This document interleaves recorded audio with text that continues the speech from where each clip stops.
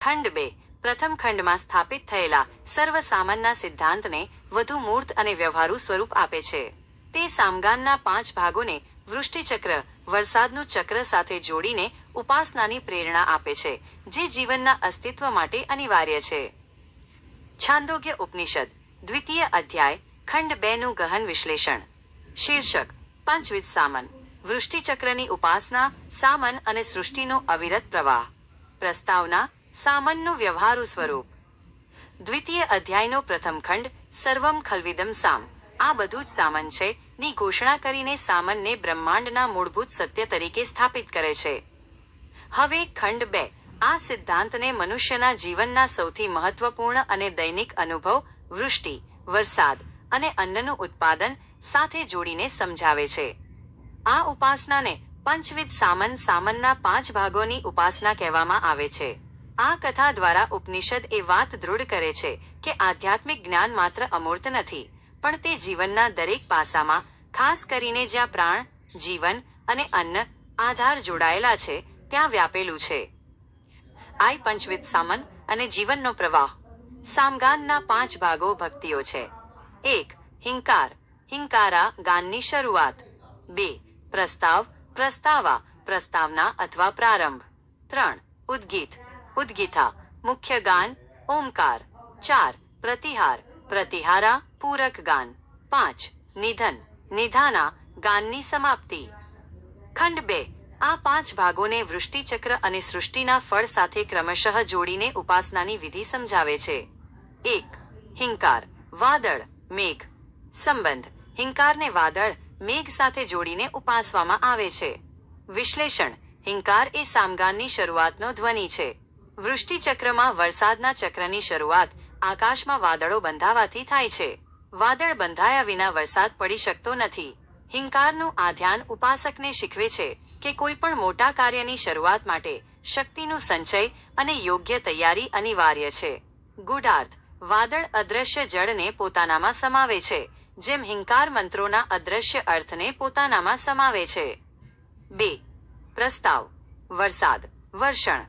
સંબંધ: પ્રસ્તાવને વરસાદ, વર્ષણ સાથે જોડીને ઉપાસવામાં આવે છે. વિશ્લેષણ: પ્રસ્તાવ એ ગાનનો પ્રારંભિક ભાગ છે, જે ઉદ્ગીત તરફ દોરી જાય છે. વાદળ બંધાયા પછી જે વરસાદ થાય છે, તે વૃષ્ટિચક્રની સૌથી મહત્વપૂર્ણ ક્રિયા છે. વરસાદ વિના સૃષ્ટિ નિષ્ફળ જાય છે. પ્રસ્તાવરૂપ વરસાદની ઉપાસના ઉપાસકને ક્રિયાશીલતા અને જીવન આપવાની શક્તિ સાથે જોડે છે. ગૂઢાર્થ: વરસાદ ફળદાયી શક્તિ છે, તેમ પ્રસ્તાવ યજ્ઞના ફળ તરફનો પ્રારંભ છે. 3. ઉદ્ગીત, પૃથ્વી અને અન્નનું ઉત્પાદન. સંબંધ: ઉદ્ગીતને પૃથ્વી પરના અન્નનું ઉત્પાદન સાથે જોડીને ઉપાસવામાં આવે છે. વિશ્લેષણ: ઉદ્ગીત એ સામગાનનો સૌથી મહત્વનો ભાગ છે, જે સર્વોચ્ચ બ્રહ્મનું પ્રતિનિધિત્વ કરે છે. વરસાદ પછી પૃથ્વી પર જે અન્ન પાકે છે, તે જ જીવનનો મૂળભૂત આધાર અને સૌથી મોટું ફળ છે. અન્ન પ્રાણને ટકાવીને આધ્યાત્મિક જ્ઞાન માટે શરીરને સક્ષમ બનાવે છે.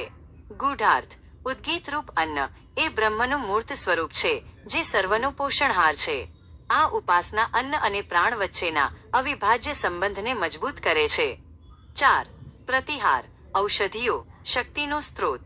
સંબંધ: પ્રતિહારને ઔષધિઓ અને વૃક્ષો સાથે જોડીને ઉપાસવામાં આવે છે.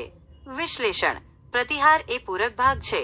વરસાદ અને અન્ન ઉત્પાદન પછી આ ઔષધિઓ દ્વારા જ મનુષ્ય શક્તિ અને આરોગ્ય પ્રાપ્ત કરે છે. ઔષધિઓ શરીરને પોષણ આપીને તેને ફરીથી ધાર્મિક અને આધ્યાત્મિક કાર્યો કરવા માટે તૈયાર કરે છે.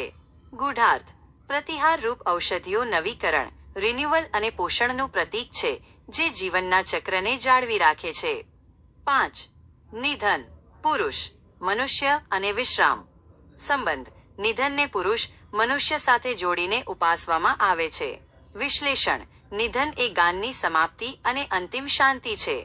વૃષ્ટિચક્રમાં અન્ન અને ઔષધિઓ મેળવ્યા પછી મનુષ્ય અંતિમ શાંતિ અને સંતોષ અનુભવે છે, અને તે પછી નિદ્રા કે વિશ્રામમાં જાય છે. મનુષ્ય આ સૃષ્ટિના સર્વચક્રનું અંતિમ ફળ અને ઉપભોક્તા છે. ગૂઢાર્થ: મનુષ્યરૂપ નિધનની ઉપાસના એ આત્માના સર્વોચ્ચ મૂલ્યને ઓળખવાનું છે, જે સર્વચક્રનું ફળ છે અને અંતે બ્રહ્મમાં વિશ્રામ પામે છે. 2. વૃષ્ટિચક્રની ઉપાસનાનું ગહન વિશ્લેષણ. ખંડ 2 ની આ ઉપાસના શા માટે આટલી મહત્વપૂર્ણ છે તે સમજવા માટે તેના ગહન અર્થોને સમજવા જરૂરી છે. 1. જીવનના ક્રમનું જ્ઞાન. આ ઉપાસના મનુષ્યને શીખવે છે કે જીવન એક અવિરત ચક્ર છે જે કોઈ એક ભાગ પર અટકતું નથી. વાદળ, સંચય, રાઇટરો વરસાદ, ક્રિયા, રાઇટરો અન્ન, ફળ, રાઇટરો ઔષધિ, શક્તિ, રાઇટરો પુરુષ, વિશ્રામ. આ દરેક ભાગ સામનના ગાન, ઉપાસના સાથે જોડાયેલો છે. આ દ્રષ્ટિકોણ ઉપાસકને જગતના ક્રમ, રીતમ અને સત્યમને ઓળખવા માટે તૈયાર કરે છે. 2. અન્ન બ્રહ્મનો સિદ્ધાંત. પ્રથમ અધ્યાયમાં પ્રાણને સર્વશ્રેષ્ઠ કહ્યો અને ખંડ 10માં અન્નને પ્રાણનો આધાર કહ્યો. આ ખંડ 2 અન્નને ઉદ્ગીત, સામનના મુખ્ય ભાગ સાથે જોડીને અન્ન બ્રહ્મના સિદ્ધાંતને મજબૂત કરે છે. ઉપાસક સમજે છે કે જે અન્ન તે ખાય છે તે માત્ર શરીરનું ભરણ પોષણ નથી, પણ તે દિવ્ય સામન, બ્રહ્મનો જ એક ભાગ છે. આ ઉપાસના અન્નને પવિત્રતા અને આદર સાથે જોડે છે. 3. યજ્ઞનું આંતરિક સ્વરૂપ. વૈદિક કાળમાં યજ્ઞો વરસાદ અને સમૃદ્ધિ માટે થતા હતા. આ ઉપાસના દ્વારા ઉપનિષદ એવો સંદેશ આપે છે કે બાહ્ય ક્રિયાકાંડ કરતાં આંતરિક ઉપાસના વધુ શક્તિશાળી છે. મનુષ્ય બહાર વરસાદ માટે યજ્ઞ કરે તેના બદલે જો તે પોતાના મનમાં જ સામનના 5 ભાગોને વૃષ્ટિચક્ર રૂપે ઉપાસે તો તેનું ચિંતન યજ્ઞ કરતાં પણ મોટું ફળ આપે છે. મનુષ્યનું મન જ અહીં યજ્ઞનું સ્થાન લે છે. 4. ઉપાસનાનું ફળ, વૃષ્ટિ અને અન્ન. ઉપનિષદ સ્પષ્ટ ફળ આપે છે. જે ઉપાસક સામનને આ પ્રમાણે વૃષ્ટિચક્ર સાથે જોડીને જાણે છે અને ઉપાસે છે તેને જળ, વરસાદ અને અન્ન, ભોજનની ક્યારેય ઉણપ વર્તાતી નથી. આ ફળ માત્ર ભૌતિક નથી. જળ શુદ્ધિ અને અન્ન આધારની સ્થિરતા ઉપાસકને આધ્યાત્મિક માર્ગ પર સ્થિરતાથી ચાલવા માટે મુક્ત કરે છે. ભૌતિક જરૂરિયાતો સંતોષાતા તે વ્યક્તિ જ્ઞાન અને મુક્તિના ઉદ્દેશ તરફ ધ્યાન કેન્દ્રિત કરી શકે છે. 3. ઉપસંહાર, સામન અને સંકલન. ખંડ 2 ની આ પંચવિધ ઉપાસના મનુષ્ય અને બ્રહ્માંડ વચ્ચેના અવિભાજ્ય સંબંધને સમજાવે છે. તે શીખવે છે કે 1. સામન એ સંકલન છે. સામન એ જ્ઞાન, ઉદ્ગીત અને ક્રિયા વરસાદનું સંપૂર્ણ સંકલન છે. 2. અસ્તિત્વ એક ધ્વનિ છે. આખું જગત, વાદળથી માંડીને મનુષ્યના વિશ્રામ સુધી એક દિવ્ય ધ્વનિ સામન દ્વારા જ સંચાલિત થાય છે. આ ઉપાસના દ્વારા ઉપાસક જીવનના દૈનિક ચક્રમાં પણ બ્રહ્મનો સંગીત સાંભળી શકે છે જે તેને સમગ્રતા અને સંતુષ્ટિ તરફ દોરી જાય છે.